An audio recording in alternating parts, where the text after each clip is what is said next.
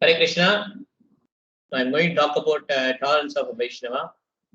So before we start, we'll have a small prayer and then we'll start. Jaya Guru Deva, Jaya Guru Deva, Guru Deva, Jaya Guru Deva, Jaya Prabhupada, Jaya Prabhupada, Prabhupada, Jaya Prabhupada. Namo Vishnu Padaya, Krishna Prasthaya, Srimane Bhakti Vedanta Swami Nitena Namaste Saraswati Devi Gauravani Pracharine Nirvishesha Shunyavadi Vashtotorikada Jaya Krishna Prabhu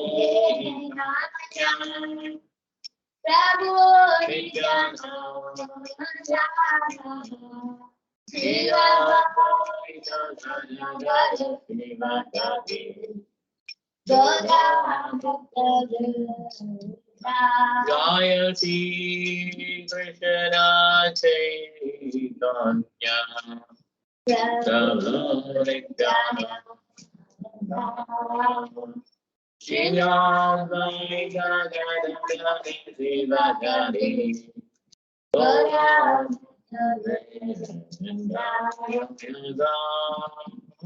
Bhakta Hare Krishna Hare Krishna Krishna Krishna Hare Hare Hare Rama Hare Rama Rama Rama Hare Hare Hare Krishna Hare Krishna Krishna Krishna Hare Hare Hare Rama Hare Rama Rama Rama Hare Hare Krishna Krishna Krishna Hare Hare Hare Rama Hare Rama Rama Rama Hare Hare Hare Krishna Krishna Krishna Hare Hare Hare Rama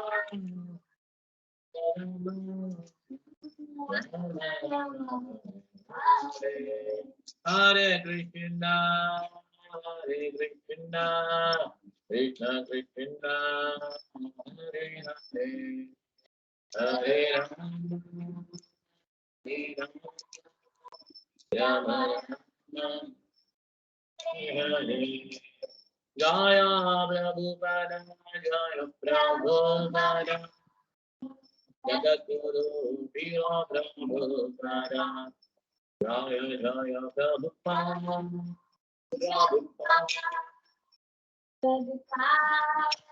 Prabhupada Jaya Jaya Gurudev Gurudev Gurudev Jaya Gurudev Pranama Sangeetam ki jai, Shri Prabhupada ki jai, Nitai Gaura Vimanande. Om Jnana Smiradhyasya Jnananjana Salakaya Chakshuran Militam Hena Tasmai Shri Gurave Namaha. Mokam Karoti Vacharam Bhagavadgayate Gire Yetkripatamaham Vande Shri Guram Jilatharanam. Namo Vishnu Padaya Krishna Prasthaya Bhutale Vimale Bhakti Vedanta Swamin Iti Namine Namaste Saraswati Deve Gauravani Pracharine Devite Karunyavadi Masya Deshadarine Jaya Shri Krishna Chaitanya Prabhu Nityananda Shri Advaita Gadadhara Shiva Shadi Gura Bhakta Vrinda Hare Krishna Krishna Krishna Hare Hare Hare Rama Rama Rama Hare Hare.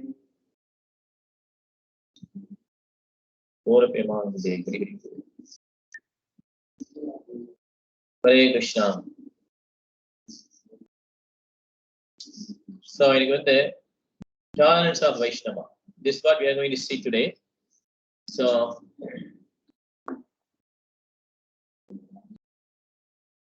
this is based on Srimad Bhagavatam, first canto.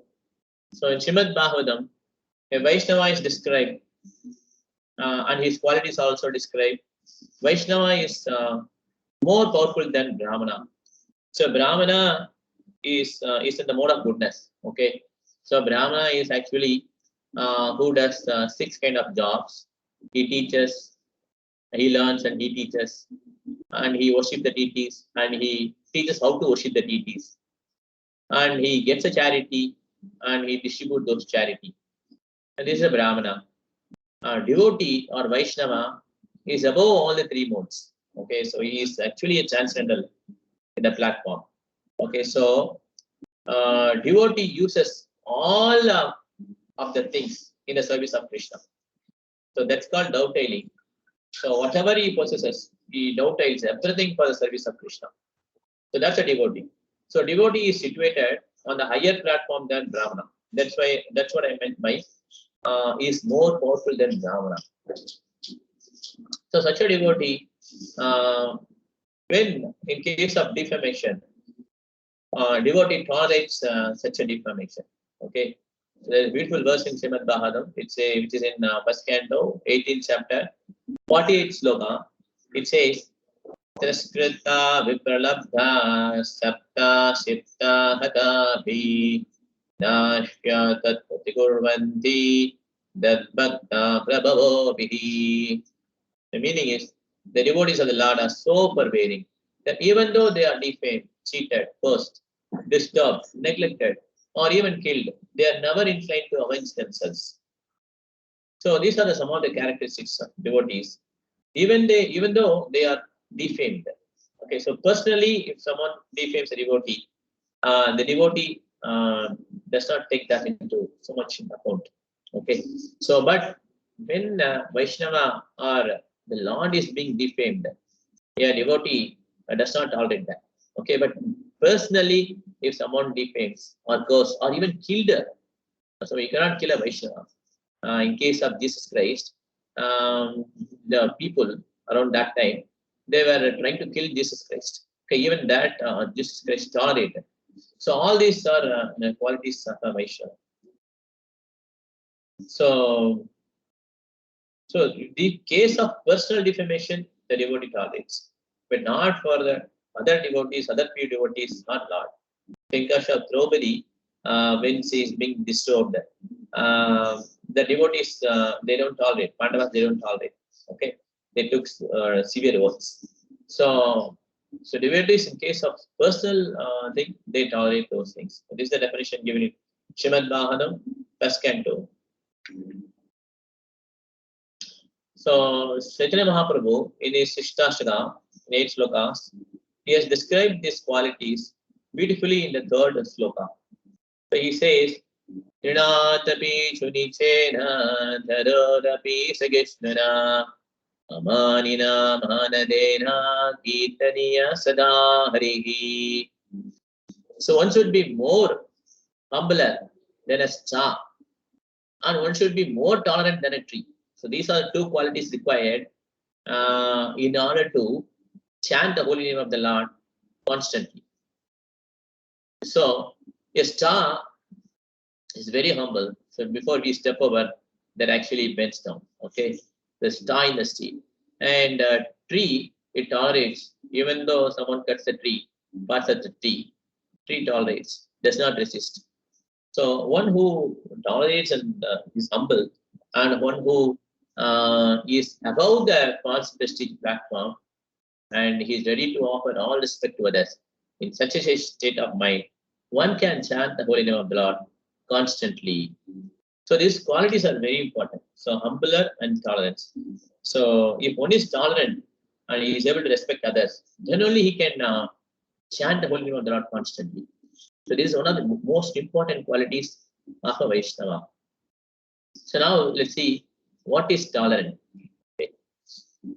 Tolerant is a practice to bear the insult and dishonor from others. So whenever one starts to practice spiritual, automatically there will be a lot of material impediments. There will be a lot of persons who try to mock or who try to insult the person who is practicing sadhaka. Okay. So this is a natural, this is a material nature. Okay. So for example, here in the screen, seeing the Prahlad Maharaja is meditating on Vishnu's form, and he was constantly telling the Vishnu mantra. And all the demons, they have different weapons and different kind of reptiles, snakes, and ghosts. They are not going to disturb. They are trying to disturb Prahlad Maharaj. Prahlad Maharaj, even his own father is against his worshipping Lord Vishnu. So whenever one starts to spiritual journey, definitely there will be a lot of enemies, especially from the material world. Okay, so those people who are very addicted to sense gratification, and those who are becoming women and satisfying senses, they become natural enemy. That is a material nature. So this world is dukkha alaya asaswadam. This place is full of mysteries and is not permanent. So there will be so many impediments in spiritual life. So sadhaka need to tolerate all these impediments and need to advance in spiritual life. So we are going to see 4 different personalities who tolerated different situations and who went into highest in the devotional service. So let's see those. 4 different Vaishnavas are Draupadi, Vyasadeva, Parikshit Maharaja, Dharma. So Draupadi, when Ashwatthama killed her 5 sons, how Draupadi acted and how Draupadi accepted those, how she tolerated and practiced Krishna consciousness. Vyasadeva, so though he was kind of then all the Vedas he divided and then he was coming in the disabling section. He is coming in the disabling section. Still he was not happy. There was some kind of frustration. How he tolerated and then come out of the situation. Parikshit Maharaja, in the Brahmana by Shingi cursed Parikshit Maharaja, how he accepted the curse and then he remained in Krishna consciousness. Dharma, when Kali attacked him, how he has not blamed even Kali and he was saying the hidden hand of Krishna. So these are the 4 different Vaishnavas who exhibited utmost tolerance in very difficult circumstances. So first, let's see Draupadi. Before we go into see Draupadi, we all of us know Mahabharata war, where Pandavas and Kauravas fought, and Pandavas were fighting for the noble cause to establish a dharma on behalf of Krishna, and Kauravas were fighting for their own sense gratification. So in this fight, Pandavas obviously won the battle, and all the Kauravas almost all the Kauravas have died, and Duryodhana was about to die. And Ashwatthama, who is son of Drona, so he was remaining in the battlefield. He didn't die actually. So he is one of the Saranjeevis who survived the battle. So Ashwatthama, in order to satisfy Duryodhana, he went in the midnight to the Pandava camp, and he killed all the 5 sons of Draupadi while they were sleeping. So they didn't fight. They were all deep sleeping, and Ashwatthama killed all of them, okay, with the weapons. So Ashwatthama is the son of a great Brahmana, Dronacharya. Brahmana is very liberal, so he does not work for his satisfying his senses. Okay, he is distributing, and then he is very liberal.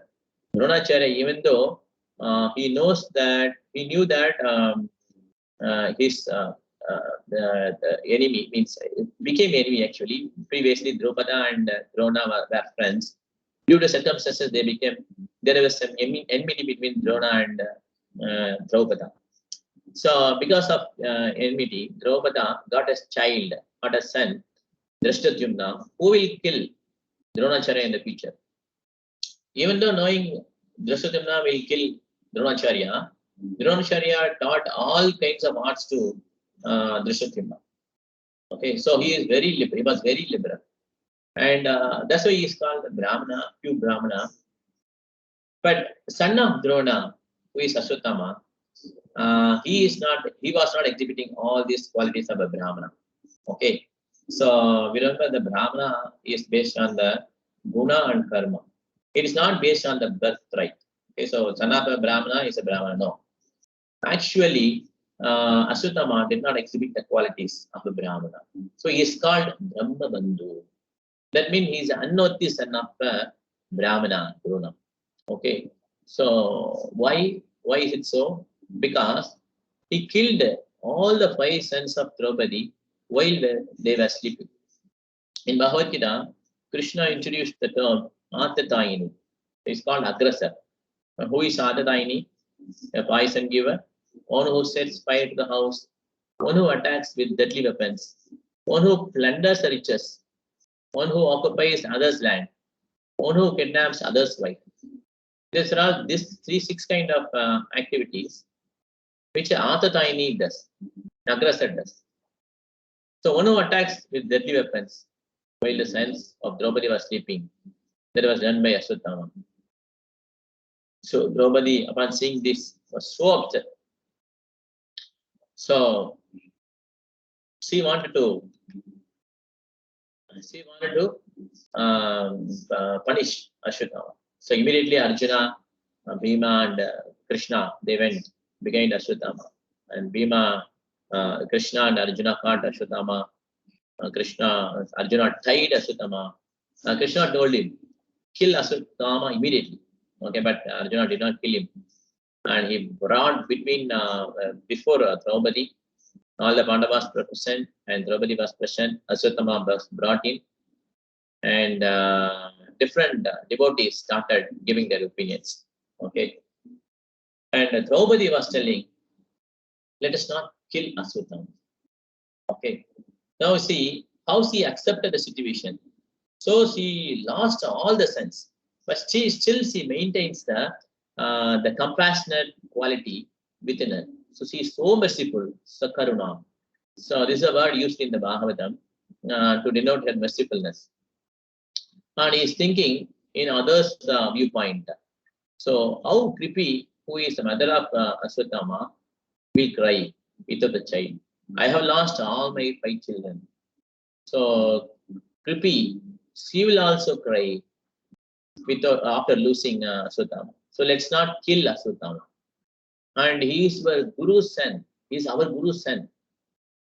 Dronacharya taught all the military science to us. And so we should not kill Guru's son because he is also Guru. And we should not cause pain to others. So this is a very important quality which nobody exhibits. So he does not want to cause pains to anyone, including Ashwatthama, who killed all of the 5 sons. Okay.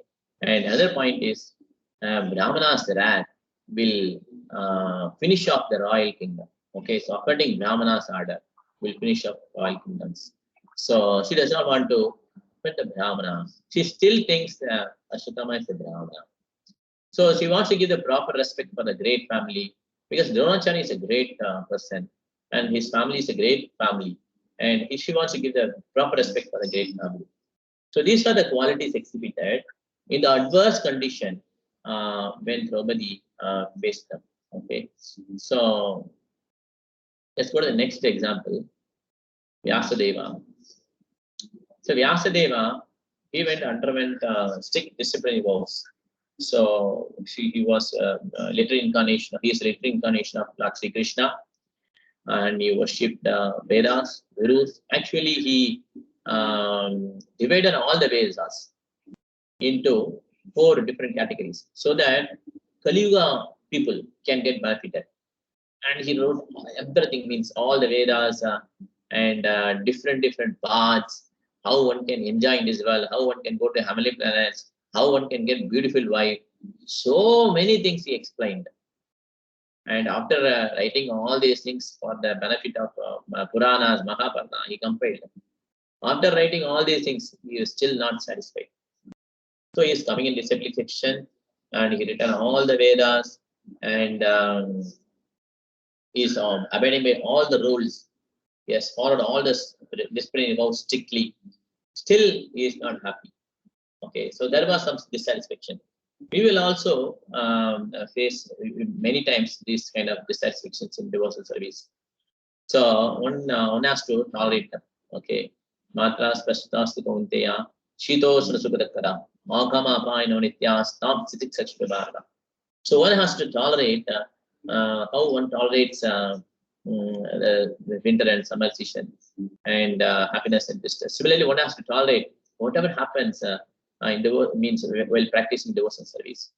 So here Vyasadeva kind of doing research why I am not feeling satisfaction, even though I have written all these Vedic literatures and explained them nicely so that people in Kali Yuga can take advantage of this. So then he figured it out actually.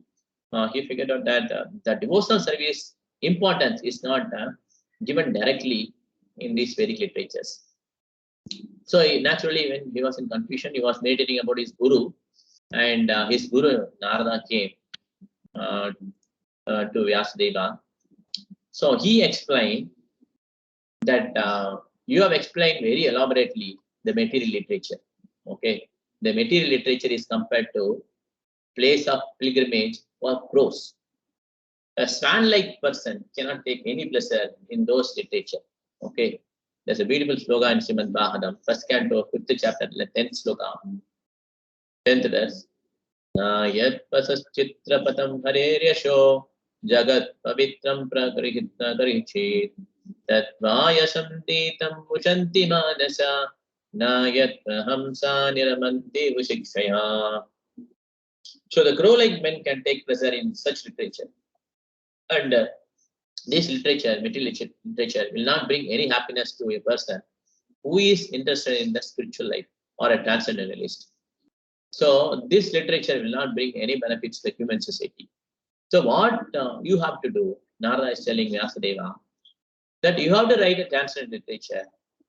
That transcendental literature has to glorify the name, fame, form of the Lord Sri Krishna.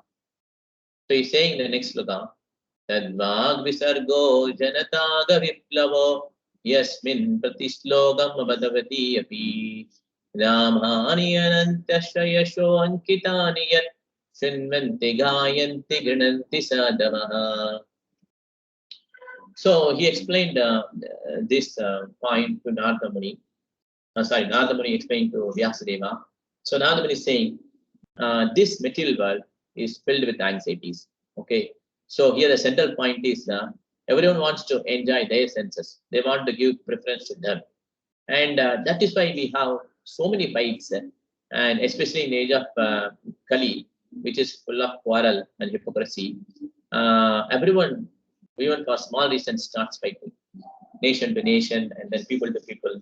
They always start fighting. So Narada Muni said, so instead of encouraging them more and more to enjoy material life, okay, and which increases their anxiety more and more, you need to explain about the transcendental literature, which glorifies the name, form, paraphernalia, past tense of the Lord. Okay, such a literature, if one studies, that will bring peacefulness in the human's heart. Okay, for example, even 500 years before, there was not much war for the sake of land. Okay, even for India, China, or any other country, they are fighting for a land which is not habituated or which is not very useful. Okay, so but that happens because everyone is centered around them, their nation. It is theirs, like that. So in order to satisfy those sense gratification, they start fighting, even for unnecessary things like uninhabited lands, unhabituated lands. So instead of encouraging them more and more enjoying material life, if someone explains, if Vyasadeva explains about chanson literature, which explains about the name, fame, form, paraphernalia, past tense of Lord Sri Krishna, that will bring a revolution in the human civilization. Okay, so we asked Vyasadeva to compile a literature specifically dedicated to glorify the Lord Sri Krishna. So Vyasadeva compiled that. Then that is Srimad Bhagavatam, end of knowledge, Vedanta. After that, he became very blissful. Okay, so here, how Vyasadeva tolerated the situation and then came out is also very glorious. So we also need to, most of the is very particularly very follow, and there will be a lot of times when we become dissatisfied.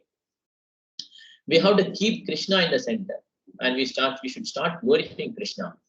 His name, forms, even prayers which were sung with different devotees, Vaishnava songs. If we start doing it, definitely we can come out of that frustration, and we should be able to tolerate that. Okay. Okay. Next one.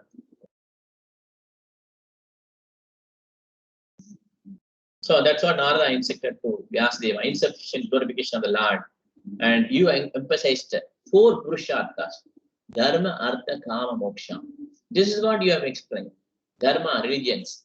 Once one become religious, then he wants to earn more money, economic development, Artha. Then Kama, then enjoyment. Then Moksha, liberation. Even now in Kali Yuga, no one goes to Moksha and no Dharma. Artha and Kama. Those are the only 2 things existing in Kali Yuga. So instead of emphasizing all these things in the Vedic literature, you should write a literature which is based mainly on bhakti. And so you should not encourage the enjoying tendency of the people. And you should explain common people about spiritual knowledge, which Narada asked Vyasadeva. Vyasadeva explained that, and that is Srimad Bhagavatam. Okay. Next is Parikshit Maharaja. So Parikshit Maharaja is a great king. So even when Aswatthama, after he killed 5 sons of Draupadi, later he released Brahmastra. Okay, the Brahmastra is aimed at killing 2 Brahmastra. One is on 5 Pandavas, other in Brahmastra to kill the person who is in the womb of Uttara. Okay, so the small child which is the womb of Uttara is Parikshit Maharaj. And when the arrow approached, the Brahmastra approached, which is more powerful than the nuclear bomb, because nuclear bomb, it can, when it's dropped, it can destroy a city. But Brahmastra, when it is targeted, it will definitely kill the target. Wherever he runs or wherever it goes and then kills the target. So release the Brahmastra. There is no way Pandavas can protect Parikshit Maharaj. And Uttara was praying Sri Krishna, Pahi Pahi Mahayogin Deva Deva Jagatpate. So he was praying, and Krishna immediately came to the womb of Uttara. And he was thumb size, and he was very beautiful, and he was having golden color crown and golden palm. So very, very beautiful. So and yellow colors dress. And when Parikshit saw him, he was very happy. And Krishna immediately nullified the effect of Brahmastra. So Parikshit Maharaja saw him, and then he was liking that form so much. So when he came out of that womb of Uttara, he was searching, where is that person whom I saw in the womb of Uttara, in my mother's womb? So he was searching. That's why he's called Parikshit Maharaj. So such a great personality. He's a ardent devotee of Lord Sri Krishna. So such a person, after Pandavas retired from their family life, and then they gave all the kingdom to Parikshit Maharaja. Parikshit Maharaja was ruling the kingdom. The whole earth was ruled by Parikshit Maharaja. And Parikshit Maharaja, once when he was going on hunting to the forest, he lost all his soldiers. He lost the sight of all the soldiers. Okay, and Parikshit Maharaja was going alone, and he was very thirsty, and there was so much hunger, and he wants to eat or drink something. Okay, so that time he saw the hermitage of Rishi, Samikya Rishi. Okay, so Samikya Rishi's hermitage, he came inside, And he was requesting Samika Rishi, and Parikshit so and so, and please provide me some water.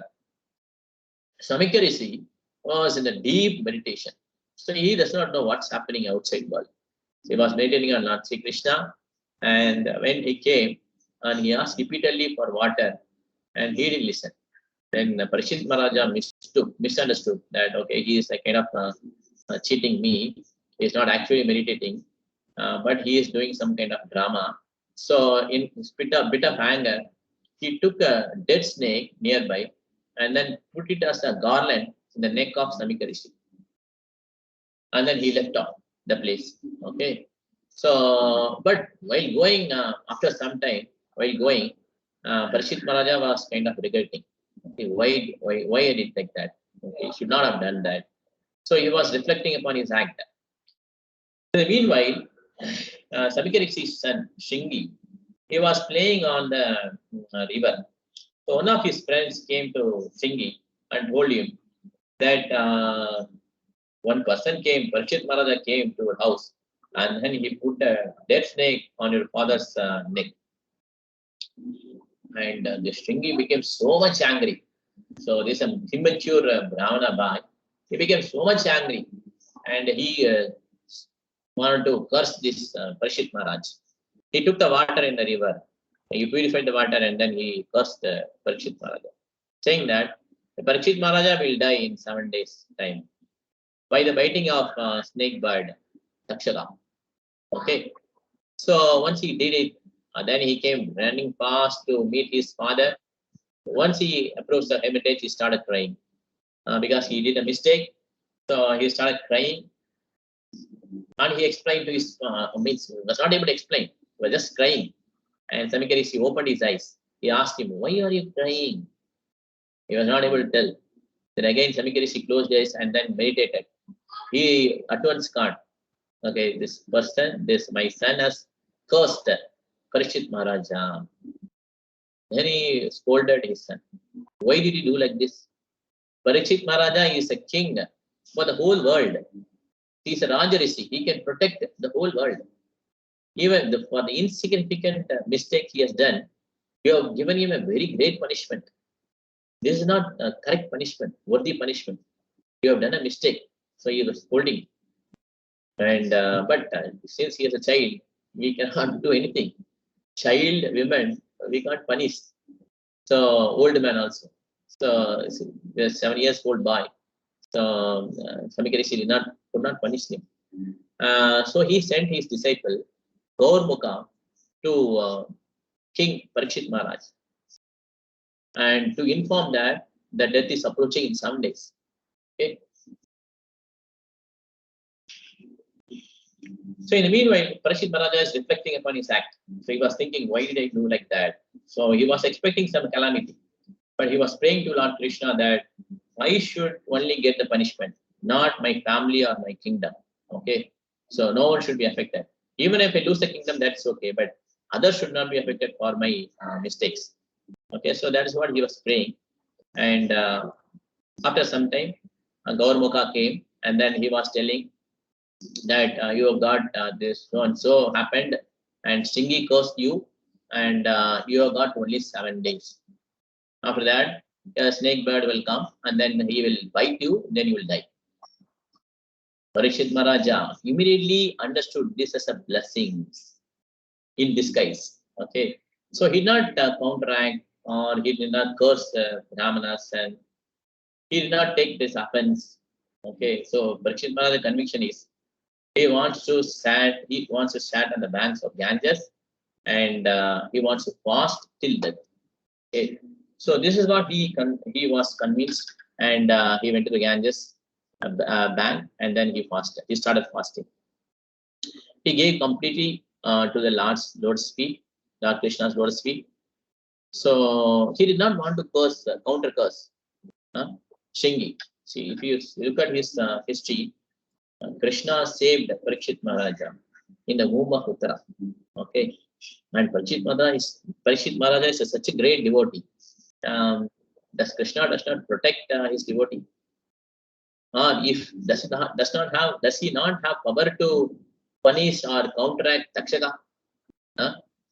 So he has all those options in place, but he did not replace all those options.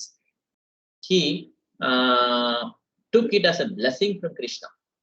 Okay, and he wants to utilize this opportunity to remember Krishna always. So he went to banks of Ganges and then started fasting. Okay, that's the time he got the Bhagavatam from Sukadeva Goswami. Okay, so he saw Krishna's hand and utilized this as opportunity. So all the reversal, great personalities use them as an opportunity. Okay, this is what we learned from Parikshit Maharaja's response. Next example is Dharma. So Dharma, when Parikshit Maharaja was traveling the earth, okay, one time he came to a place where there was a bull and cow, and that bull and cow was being tortured by a person who is in the dress of king. He was dressed like a king, but his action was a Sudra, because he was torturing the cow and bull. Okay, so Parikshit Maharaja was so much angry, and he called that person and asked him, "Who are you? Why are you disturbing the cow and bull? In my country, no one can disturb cow and bull." That is how Parikshit Maharaja governed his country. So some Kali was so afraid. Okay, if you see the bull was standing on a leg, and the 3 legs were not there. Okay, and so Parikshit saw Kali beating cow and bull. So this is bull and cow, and this is Kali. So this scene, no one could see. Okay, only Parikshit Maharaja can see this scene. So Kali was seeing Parikshit Maharaja was seeing Kali dressed as a king and acting like a Sudra. And immediately he took his sword to punish the sinful person Kali. And simultaneously, immediately Kali fell down Parikshit Maharaja's feet. And Parikshit Maharaja was classifying bull and cow. Okay, so what he does is he says, your 3 legs are cut off. There is a beautiful slow in Srimad Bhagavatam. Tapa chausham daya satyam midi padha krite krita adharmam saistayo bhagna smaya sankamataistava. In the age of Chatyuga, there were 4 legs were established by the 4 principles of austerity, cleanliness, mercy, and faithfulness. But it appears that 3 of our legs are broken due to rampant irreligion in the form of pride, lust for women, and intoxication. So pride, if one has pride, then he cannot practice austerity. If one is behind woman and sense gratification, he cannot be cleanly. Okay, and if one is under intoxication, he loses all his mercifulness. So though in Kali Yuga gambling is there, not all the persons are addicted to gambling. So there is some kind of truthfulness there in Kali Yuga. So now bull is standing in only one leg. So Parikshit Maharaja is pacifying bull, and then he asked bull, "Who is the cause of your suffering?" So bull immediately told. He did not point out Kali as a cause. Okay, so he was saying, "I do not really know the reasons for the root cause of my suffering." Okay, so there can be many activity one can perform, and that action can lead to suffering in the future. Okay, and we cannot say the immediate cause who is doing suffering is the cause of my suffering. I might have done a lot of sinful activities in the past, and that may give fruits now, and I might suffer for that. Or this might be an action of superhuman activities, Lord's actions. Or it is my own happiness and distress karma which is coming in this form. There may be many reasons, and Dharma told, I could not say a particular reason to this suffering. Okay, it can be oneself is a cause of happiness, distress, or superhuman powers, one's activities, and one cannot ascertain the real cause by imagination. So this is how Dharma tolerated the situation. So immediately he could tell Kali is a cause for the suffering, and Parikshit Maharaja is having sword, he can immediately call Kali also. So he can give punishment to Kali. But Dharma did not see that as a cause. Dharma, the form of bull, he was saying the root cause is different. Okay, he didn't directly point that root cause is Krishna, because all the cause for cause is Krishna. Of course, we do activities and then we reap the benefits, but all the cause of cause is Krishna. So he didn't tell the root cause, but he was saying it is difficult to ascertain the real cause by imagination. Okay, so then what are the learnings by going through all these different great personalities' lives, Draupadi and Vyasadev, Parikshit Maharaja, Dharma?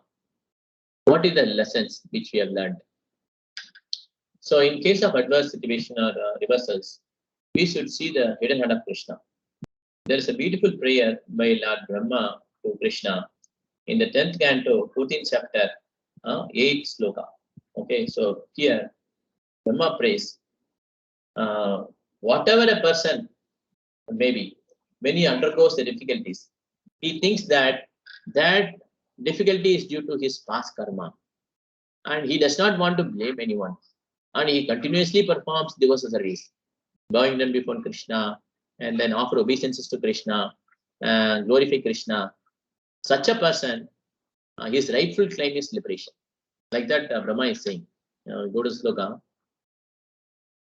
Tatte anugampam susamikshmano bunjanayevatmakritam nipakam hiridvag vabibit vidadan namaste jivet ayo muktipate shadayabhat. My dear Lord, one who earnestly waits for you to bestow your costless mercy upon him, all the while patiently suffering the reactions of his past misdeeds. So reactions will come for all the sinful actions we have done. It may come little bit slight low means weightage. We will not have so much reactions. It may be reduced by mercy of Krishna, but still we will face some of the reactions as a token punishment. But he tolerates all those patiently, tolerates all those sufferings, and offering obeisances to with his heart, words and body, is surely eligible for liberation, because it is his rightful claim. Okay, this is first one, which is seeing the hidden hand of Krishna. So if you see in the 4 characters, we have seen Parikshit Maharaja saw the hidden hand of Krishna while Shingi cursed Parikshit Maharaja. When he heard this news, he immediately counter-cursed. He took it as opportunity and then went to pilgrimage, or he went to Ganges bank, and then he started meditating on Lord Krishna. And another point is balance material and spiritual life. So when mosquito is biting, when I kill that, is it tolerance or not? So one way we look at it, there is high pure devotees. They don't torture any, or they don't give disturbance to any insects or living beings. Okay, when mosquito bites, when we are performing devotional service, when we kill it, when we kill the mosquito, that is still okay. Okay, so here we need to balance between material and spiritual life. Okay, so we cannot be so sentimental and say, think ourselves in the platform of pure devotee, and I'm going to tolerate everything. Every time I will get a response from a person, and then I will tolerate. I'm always in the receiving end. If you start thinking like that, and then we will go to a depressed state. Okay, it is better whatever is whatever is disturbing the devotional service, we can either say that to the person, or if it is mosquito which is biting us when we are chanting, we can either go to from the place, or we can bite the mosquito. Okay, so there is no, we not be so particular that I'm very tolerant. I should tolerate this mosquito biting, and whoever is scolding me, I am always in the receiving end. Like that, we don't need to think. Okay, we should be intelligent enough so that other person may not commit offenses to us repeatedly. Okay, there is nothing wrong if we exhibit our view to a person who is constantly disturbing us. Okay, So if someone is hurting us, we can say that clearly. You are hurting me by saying like this. So if we can say it, okay. If it is unavoidable, we have to tolerate. And if it can be conveyed to the person, and then that person also can understand it, that is good actually. So we need not portray ourselves as very tolerant person, and we need not unnecessarily showcase ourselves saying that, okay, I've tolerated all the situation and now I become a great devotee. No, we have to be intelligent and then use that. You have to see the circumstance. Okay, this is second learning. And third one, develop forgiveness character. So we need to learn the art of forgiving others. So why we have to forgive others? There are two things. Okay. So when we forgive others, we will not develop the grudges against that person. So someone might have been immediate cause for our suffering. Okay, that person might have done harm to us. Instead of keep on thinking that person's character and then how we can take revenge on that person, and then developing the grudge on that person, we should learn to forgive that person. Why? Because if you develop so many grudges against this person, our morning chanting will be affected. Okay, our health will be spoiled. In spite of all those grudges, we may not do anything to that person, and we may need to take birth under birth to take revenge on that person. So it is better to forgive for the sake of ourselves. Okay. And second thing is, we can avoid further offenses to that person. Okay. So whatever happened is happened in the case of devotee's life as well as in the case of non-devotee's life. Whatever happened, it is on the sanction of Krishna. And in case of non-devotees, it is based on his karma. Maya is awarding that. In case of devotee's life, Krishna is overseeing that distress situation. So Krishna has approved it. So there is no point in keep on grudging, keep on maintaining the grudge on the immediate cause, on the person who caused that harmness to us immediately. Okay. So we should learn the art of forgiving other persons and respect everyone. So this is another quality which is required for all the devotees. We should respect all the Vaishnavas. Even not only Vaishnavas, all the persons. So there is one small story I want to tell. A father, while he was returning from the office, he was coming to the house, and on the street he saw his house window glass has been broken. Okay, he was so much angry. He started shouting in the street itself. He's saying he was scolding in the next means opposite house person's son. You broke the window glass. What I can do? Like that, he was shouting. Fortunately, that person was not there. His whole family went to some place, and this family man's wife came running down, and she was telling, "Come inside the house. Don't shout." Then person came inside the house. Then she explained that that window glass is not broken. It's not broken by opposite house person's son. It was broken by our son only. That's it. Then this father became very, he's not having so much angry. Okay, he was having a little bit angry. And then he was thinking about how we can set it right. So here he was having love and respect on his children and wife. But he was having disrespect for opposite house's son. Okay, house person's son. So he was kind of scolding left and right. So similarly, if you don't have respect, okay, definitely we will not be able to tolerate that situation. So we should learn to respect everyone, not only Vaishnavas. If we respect everyone, then only we will be able to tolerate the situation. Okay, there's a beautiful sloga in 5th canto, 13th chapter, 23 sloga, 23rd verse, which was spoken by Rigana to Jadabrada. Namo Mahadpriyostu Namo Shishibhya Namo Yuvabhyo Namaha Vatubhya Ye Brahmanagam Avadudhalingas Charanti Tebhya Sumasturajnam. So we should be able to respect the devotees in the form of when they are in the womb or the sishu, or when they are young, very young, very old, or in the middle age, or they are wandering the world, or they are in the Brahmana form. So in any form, even they are kings, we should be respecting all the Vaishnavas and all devotees and all non-devotees also. Okay, this will help us to develop that quality of tolerance.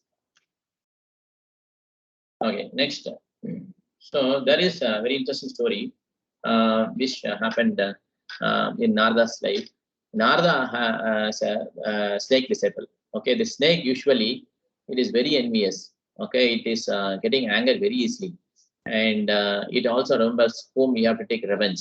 Okay, someone disturbed snake, it will definitely take revenge.